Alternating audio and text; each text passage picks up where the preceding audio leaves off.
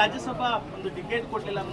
ಯಾತಕ್ಕೆ ಈಗ ಕಾಂಗ್ರೆಸ್ನವ್ರಿಗೆ ಅನುಕಂಪ ಬಂದಿದೆ,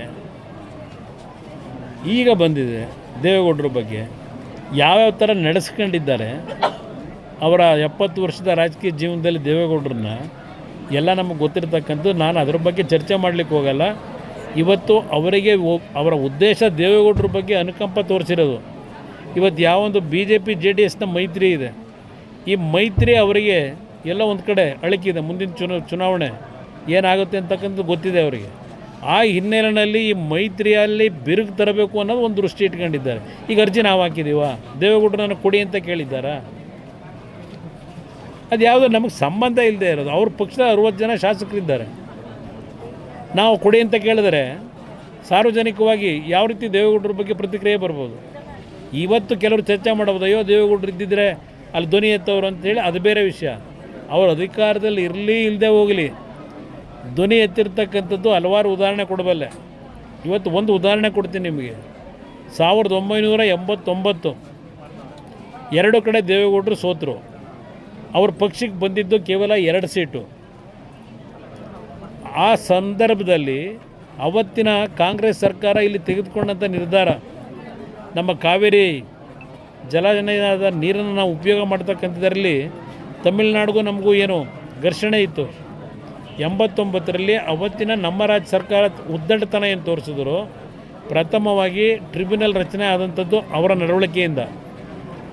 ಆಗ ಹಲವಾರು ರೀತಿಯಲ್ಲಿ ತಮಿಳುನಾಡಿನಲ್ಲಿ ಏನು ಒಂದು ಅವ್ರಿಗೆ ಬೇಕಾದಂಥ ರೀತಿಯಲ್ಲಿ ಒಂದು ನೀರನ್ನು ಬಳಕೆ ಮಾಡ್ಕೊಳ್ಳಿಕ್ಕೆ ಹೊರಟರು.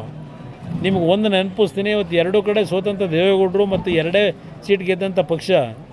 ಆ ಸಂದರ್ಭದಲ್ಲಿ ಇಲ್ಲಿ ಬಹುಶಃ ನಮ್ಮ ಜೊತೆಲಿ ಇಲ್ಲ, ನಮ್ಮ ಯಾರಪ್ಪ ನಮ್ಮ ಲೀಡ್ರ್ ಇದ್ನಲ್ಲ, ಅಲ್ಲ ನಾನು ಬಂದಲ್ಲ ಮೈಸೂರು ಆಫೀಸಿಂದ ದುಡ್ಡು ತಗೊಂಬಂದಲ್ಲಪ್ಪ ಲಾರಿ ಕೊಡೋಕ್ಕೆ ಬಸ್ಗಳಿಗೆ, ಶಿವಾನಂದ್ ನಮ್ಮ ಬುದ್ನೂರು, ಅವರ ಮನೆಯಲ್ಲಿ ದೇವೇಗೌಡರು ಒಂದು ಮೀಟಿಂಗ್ ಕರೆದು ಅವತ್ತಿನ ಒಂದು ಸಂದರ್ಭದಲ್ಲಿ ನಮ್ಮ ಜನಕ್ಕೆ ಆಗ್ತಿರ್ತಕ್ಕಂಥ ಅನ್ಯಾಯಕ್ಕೆ ಅವ್ರು ಏನು ಯಾವುದೇ ಜನ ಸೋಲಿಸಿದ್ರು ಜನಗಳ ಪರವಾಗಿ ಧ್ವನಿ ಎತ್ತಿದ್ರು. ಮೈಸೂರಿನಲ್ಲಿ ಮೈದಾನದಲ್ಲಿ, ಮಹಾರಾಜ ಮೈದಾನದಲ್ಲಿ 2 ಲಕ್ಷ ಜನ ಸೇರಿಸಿ ಒಂದು ಸಭೆ ಆಯಿತು.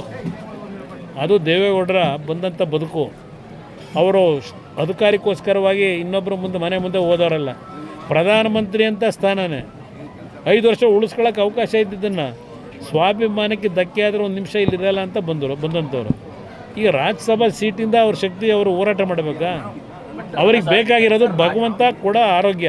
ರಾಜ್ಯಸಭಾ ಕೇಳಲಿಲ್ಲ ಅಂತಂದ್ರೆ ನಾವು ಕೊಟ್ಟಿದ್ವಿ ಕಳೆದ ಬಾರಿ ಕಾಂಗ್ರೆಸ್ನಿಂದ. ಯಾರು ಕೊಟ್ಟಿದ್ರು? ಎಲ್ಲಿ ಕೊಟ್ಟಿದ್ರು? 1 ನಿಮಿಷ. ಕಾಂಗ್ರೆಸ್ಗೆ ಇನ್ನೊಂದು ಕ್ಯಾಂಡಿಡೇಟ್ ಆಗ ನಂಬರ್ ಎಲ್ಲಿತ್ತವತ್ತು?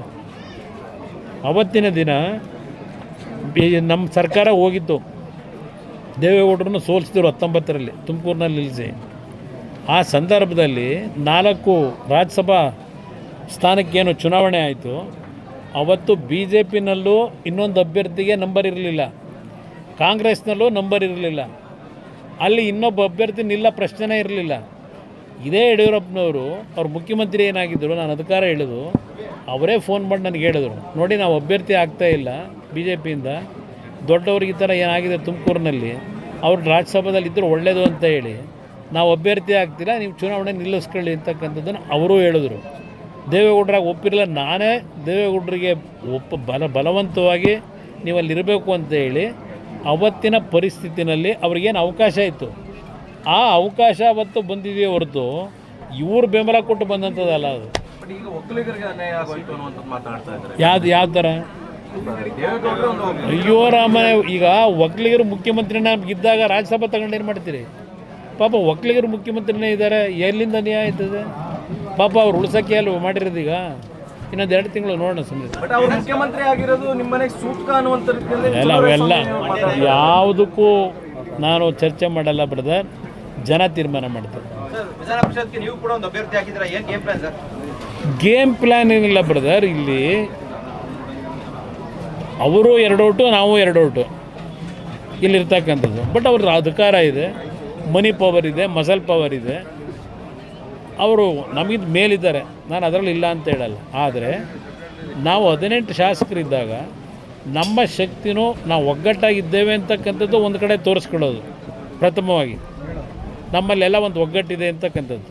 ಅದರ ಜೊತೆಗೆ ಬಿ ಜೆ ಪಿಯ ಸ್ನೇಹಿತರುಗಳು ಈಗಾಗಲೇ ಹೇಳಿದ್ದಾರೆ, ಬಿ ಜೆ ಪಿ ಪಕ್ಷದಲ್ಲಿ 6ರಿಂದ 7 ಓಟು ಸರ್ಪ್ಲಸ್ ಇದೆ, ಅದು ನಮಗೆ ಕೊಡ್ತಕ್ಕಂಥ ನಿರ್ಧಾರ ಮಾಡಿದ್ದಾರೆ.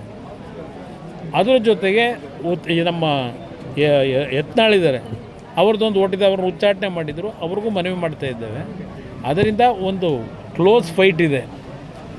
ಅದರಿಂದ ಇಲ್ಲಿ ಕೆಲವು ಮಾಧ್ಯಮದಲ್ಲಿ ಅದೆಂಥದ್ದು ಕುದುರೆ ವ್ಯಾಪಾರ, ಆ ವ್ಯಾಪಾರ ಅಂತಕ್ಕಂಥದ್ದು ಏನಿದೆ, ಅದರ ಅವಶ್ಯಕತೆ ಇಲ್ಲ.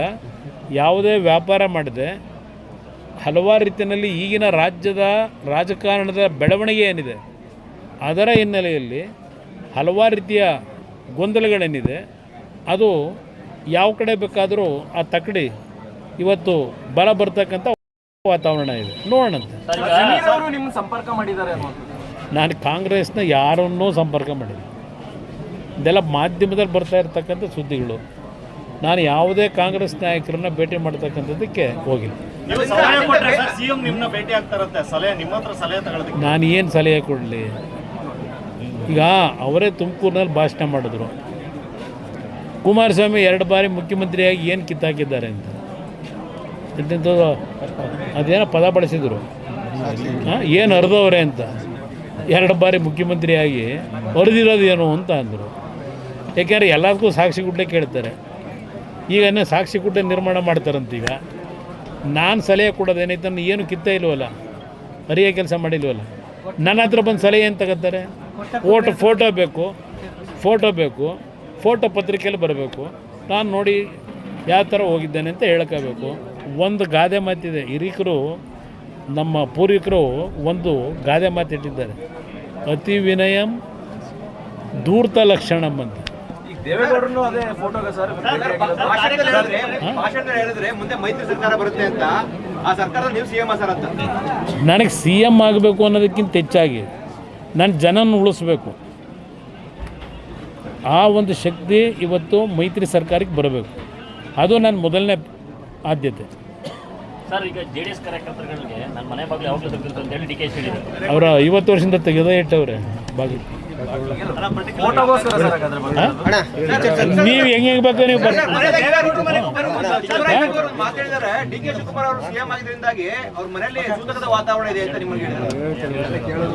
ಜನ ತೀರ್ಮಾನ ಮಾಡ್ಕೊತಾರೆ, ಅದ್ರ ಬಗ್ಗೆ ಇಲ್ಲ. ಉಜ್ವಲ ಯೋಜನೆದು ಒಂದ್ ಕಡೆ ಗ್ಯಾಸ್ ಪ್ರೈಸ್ ಆಯ್ತು, ಇನ್ನೊಂದ್ ಕಡೆ 9 ಸಿಲಿಂಡರ್ ಕೊಡ್ತಿದ್ದವ್ರು ಈಗ 4 ಇಳಿಸಿದ್ದಾರೆ. ಇದು ಜನಗಳು ಹೊರೆ ಆಗಲ್ಲ. ಇಲ್ಲಿ ಪ್ರಶ್ನೆ ಇವತ್ತು ಜನಗಳಿಗೆ ಎಲ್ಲ ರೀತಿಯ ಸುಲಭವಾಗಿ ದರದಲ್ಲಿ ಕೊಡಬೇಕು ಅಂತಕ್ಕಂಥದ್ದು ಕೇಂದ್ರ ಸರ್ಕಾರದ ಒಂದು ಕಮಿಟ್ಮೆಂಟ್ ಇದೆ. ಆದರೆ ಇವತ್ತು ಕೊಲ್ಲಿ ರಾಷ್ಟ್ರಗಳಲ್ಲಿ ಯುದ್ಧ ಏನು ನಡೀತಾ ಇದೆ, ಈಗಾಗಲೇ ಮತ್ತೆ ನೆನ್ನೆಯಿಂದ ಪ್ರಾರಂಭ ಆಗಿದೆ. ಅದರ ಅನಿವಾರ್ಯತೆ ಇವತ್ತು ಆ ಪರಿಸ್ಥಿತಿಯಿಂದ ಇವತ್ತು ಕೆಲವು ವಸ್ತುಗಳ ಬೆಲೆ ಏರಿಕೆ ಅನಿವಾರ್ಯವಾಗಿ ಮಾಡಬೇಕು. ಅದು ಬೇರೆ ದೇಶಗಳಿಂದ ನಾವು ರಫ್ತೇನು ಮಾಡ್ಕೊತಾ ಇದ್ದೇವೆ, ಆಮದೇನು ಮಾಡ್ಕೊತಾ ಇದ್ದೇವೆ. ಇವತ್ತು ಬೆಲೆ ಎಲ್ಲದೂ ಜಾಸ್ತಿ ಆಗ್ತಿದೆ. ಹಲವಾರು ದೇಶಗಳಲ್ಲಿ ಇವತ್ತಿಂಥ ಒಂದು ಪರಿಸ್ಥಿತಿ ಆ ಯುದ್ಧದಿಂದ ಪ್ರಾರಂಭ ಆಗಿದೆ. ಇವತ್ತು ಕಾಂಗ್ರೆಸ್ನವ್ರು ಇದ್ದಿದ್ರೆ ಏನು ಮಾಡ್ತಿದ್ರು? ಟೀಕೆ ಮಾಡೋರು. ಇವರಿದ್ರೆ ಏನು ಮಾಡೋದು? ಈಗ ಈ ಸರ್ಕಾರ ಕಳೆದ 3 ವರ್ಷದಲ್ಲಿ ಯಾವ್ಯಾವುದಕ್ಕೆ ಎಷ್ಟೆಷ್ಟು ಬೆಲೆ ಏರಿಕೆ ಮಾಡ್ಕೊಂಬಂದ್ರೆ ಯಾಕೆ ಏರಿಸಿದ್ರು ಬೆಲೆ? ಏನು ಮಾಡಿರೋ ಸರ್ಕಾರ? ಅವ್ರಿಗೆ ಯಾವ ನೈತಿಕತೆ ಇದೆ ಹೇಳೋದಕ್ಕೆ? ಕೇಂದ್ರ ಸರ್ಕಾರ ಈ ವೆಹಿಕಲ್ಗಳಿಗೆ ಪ್ರೋತ್ಸಾಹ ಕೊಡ್ತದೆ, ರಾಜ್ಯ ಸರ್ಕಾರ ತೆರಿಗೆ ಜಾಸ್ತಿ ಮಾಡ್ತದೆ ಈ ವೆಹಿಕಲ್. ಅದನ್ನೇ ಹೇಳ್ತಾ ಇರೋದು. ಅದು ಅವ್ರು ಹೇಳಲ್ಲ, ಇದನ್ನು ಮಾತ್ರ ಹೇಳ್ತಾರೆ. ರಾಜ್ಯದ ದೊಡ್ಡ ಅಭಿವೃದ್ಧಿ.